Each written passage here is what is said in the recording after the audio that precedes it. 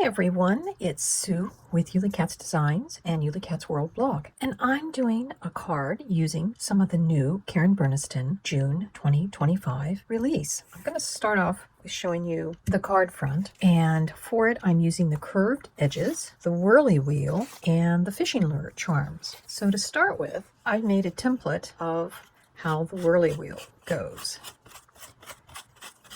As you can see, I've got several holes, and most of this is just me playing to figure out where's the best place to put the slot. And I'll be showing you how this all goes together in a little bit. But first we need to make our front of our card. I've marked on a 4 1/4 by 5 1/2 sheet of just thin white cardstock where my die cuts are going to be.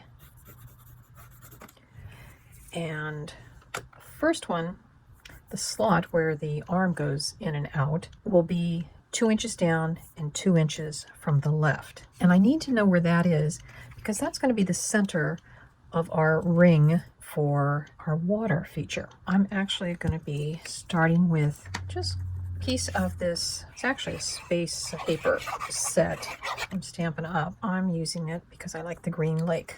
For all of my layers, I've gone around with gathered twigs distress ink, and I have taken, actually it is the cloud die that cuts this out, but what I'm interested in is more of the interior piece. So again, I'm kind of using this as my guideline to know how far down I need to put this.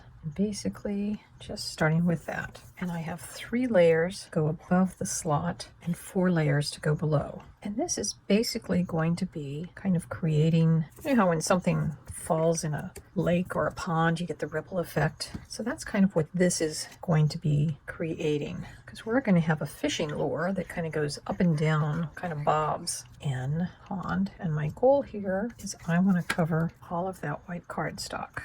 I purposely have decided to use thin paper. So now we're going to let that dry. I'm going to take my ruler and get my die lined up. So that's about 2.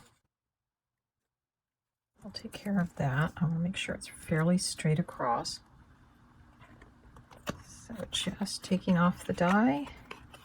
And there is our slot. And the next thing I'm going to do is I want to trim my card down a little bit because it will be laying on top of a card base. So I actually want this to be, I'm going to take off, so going from 4 1/4 down to 3, I'm going to take off a 1/2 inch. So that'd be 3 3/4, and from 5 1/2 down to 5 inches. So I'm laying this out on my card base, so I should have a 1/4 inch all the way around. And then this is the wheel that is going to be going around. So I'm going to take a pencil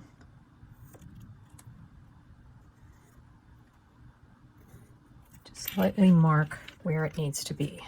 And making this cut, because you're going through 2 layers of decorative paper and then the thin cardstock. That's why I said use thin base for that. And now I'm going to cut this so it will go through both layers of my card base. Next, we'll cut these 2 pieces, so our wheel and our arm piece. One of the things that this die has is a stenciling feature, and I'm just going to take fine tip black marker, more of a permanent ink. I'm just going to color in all of these arrows so that when this is installed, you'll know what to do. Now there is in the clear stamps for the whirly wheel a stamp that will also stamp all of the arrows. You don't want to take the time to stencil. So there we go. The other piece you'll need to assemble this is the ring. Now when I cut mine out, I accidentally didn't cut out the full ring, but it will still work. You can see I just pushed those 2 tabs in, and I'm just working those knobs over, and you can see it's pretty well set there. And then we're going to do similar with our piece, and that goes in this hole just the same way.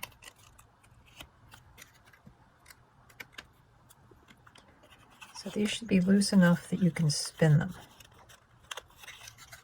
Or if you hold on to the circle, you can see that that's going around. This is kind of my test to make sure everything's connected in. And what we're going to do is we will adhere our wheel to the front of our card. The double-sided tape on the back of our ring, I want to position my green pieces. So I'm putting some dabs of glue just at the edge of that, and I'm pressing down. I'm going to keep my finger on it and make sure this can go so we don't have any catch points or places glued down. So we will let that dry. Before I forget, I need to stamp on this piece our sentiment, which is going to be here fishy fishy. So one of the things you can do when you've got these clear stamps is you can try to make it as straight, even though this really does have a little bit of a curve to it. First I need to define where this is going to go. Slide that through. Basically I want to find the high point and the low point. So I've got 2 marks of where I need to put that on. If I'd been really smart, I would have stamped the sentiment on green first and then put it in. So now when it comes up, it's going to say here, fishy, fishy. Erase my pencil marks.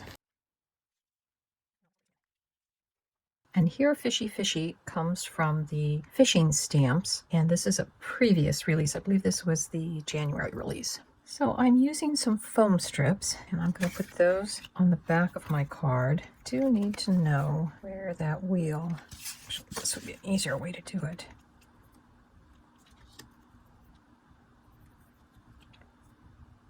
So you can also use foam tape. This just happens to be what I have. But again, I don't want to put anything around where the wheel is going to be. Anytime I have something that's kind of a double-sided tape, I like to use this method. So I have a little wiggle room getting things positioned where I want. I want to make sure I put the arm through, basically lining up, and then something's hitting it. That's what I was afraid of. That bottom bit was going to hit the wheel.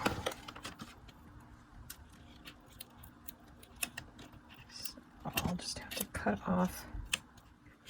So there, now we have it.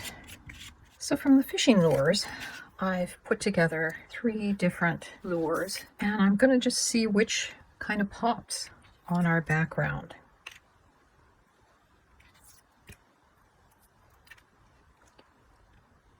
And I kind of think it's going to be this one. There's a little sparkle shimmer to them.